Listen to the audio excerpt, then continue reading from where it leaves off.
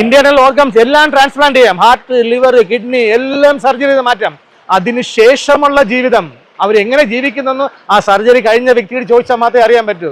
Struggle ചെയ്ത് ജീവിച്ചു പോയാണ്. പെൺകുട്ടികളുള്ള പാരന്റ്സ് കമ്പൽസറി ആയിരിക്കും നിങ്ങൾ പഠിപ്പിക്കുന്ന എഡ്യൂക്കേഷനിൽ ആ കുട്ടിയെ ഒരു സിറ്റുവേഷൻ വന്നാൽ രക്ഷപ്പെടാനുള്ള വിദ്യ പഠിപ്പിച്ചില്ലെങ്കിൽ ഞാൻ പറയും നിങ്ങൾ ഈ കാലഘട്ടത്തിൽ നിങ്ങൾ അവരെ ഒന്നും പഠിപ്പിച്ചില്ലെന്ന് പറയും. ഈച്ച് ആൻഡ് എവരി ടൈം നാല് ചുറ്റും പതിഞ്ഞിരിക്കുകയാണ് ശത്രുക്കൾ. സാഹചര്യം മണ്ണിലിറങ്ങി മണ്ണിൽ കളിച്ച് വേർത്ത് കുളിച്ച് റിഫ്രഷ് ആവണം. Every activities, education, interaction, friend circle, indoor, outdoor. ഞാൻ ഈ സംസാരിക്കുന്ന പോലും എനിക്ക് കളറിയിൽ നിന്ന് കിട്ടുന്ന എനർജിയാണ്. 100 കിലോ വെയിറ്റ് എടുക്കാനുള്ള കപ്പാസിറ്റി ഉണ്ട്. പക്ഷെ ഒരു പനിയോ ഒരു ജലദോഷമോ പരിസരത്ത് കൂടെ പോയാൽ നമ്മൾ ഓട്ടോമാറ്റിക് ബോഡി പെട്ടെന്ന് ഇൻഫെക്ഷൻ ആവും, റിയാക്ഷൻ ആവും, ഇമ്മ്യൂണിറ്റി ഇല്ല.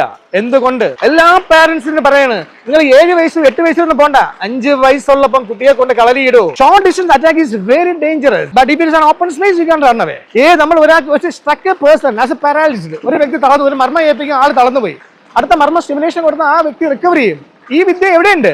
ഈ കാലത്തെ പ്രണയങ്ങൾ മാത്രമല്ല പബ്ലിക്കിന്റെ മുമ്പിൽ ആൾക്കാരായിട്ട് കത്തിക്കുന്നത്, കുത്തിക്കൊല്ലുന്നത് കുട്ടികളിൽ.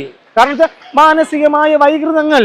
ഇപ്പൊ നമ്മൾ കോവിഡ് വന്നു, post Covid side effect syndrome ഏറ്റവും കൂടുതൽ എഫക്ട് ചെയ്തത് ലങ്സിലാണ്. നിങ്ങൾക്ക് ഒരു ലൈഫ് ത്രെറ്റനിങ് സിറ്റുവേഷൻ വന്നാൽ നിങ്ങൾക്ക് രക്ഷപ്പെടാം. I can use 1 finger against your foes.